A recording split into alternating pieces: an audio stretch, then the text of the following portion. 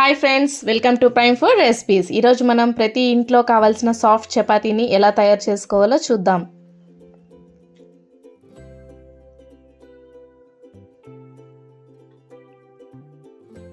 ముందుగా స్టవ్ పైన ప్యాన్ పెట్టి అందులోకి 1 స్పూన్ నెయ్యి,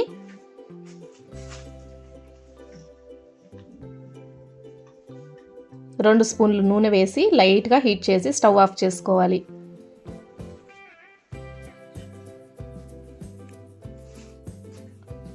తర్వాత అందులోకి 1 స్పూన్ సాల్ట్, 1/2 కేజీ గోధుమ పిండి వేసి బాగా మిక్స్ చేసుకోవాలి.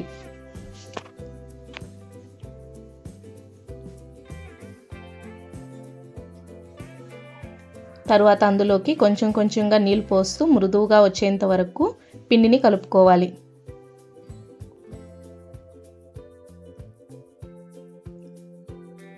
తర్వాత పిండిని తీసి ఒక బౌల్లోకి వేసి ప్లేట్ క్లోజ్ చేసి 1/2 అవర్ మ్యారినేట్ చేసుకోవాలి.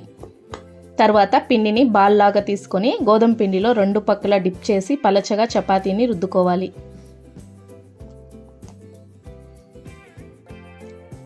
తర్వాత చపాతీని ప్యాన్ పైన పెట్టి 2 వైపులా తిప్పుతూ కాల్చుకోవాలి. మీకు కావాలంటే ఆయిల్ వేసుకోండి, ఆయిల్ లేకపోయినా కానీ చపాతీ సాఫ్ట్గా వస్తుంది.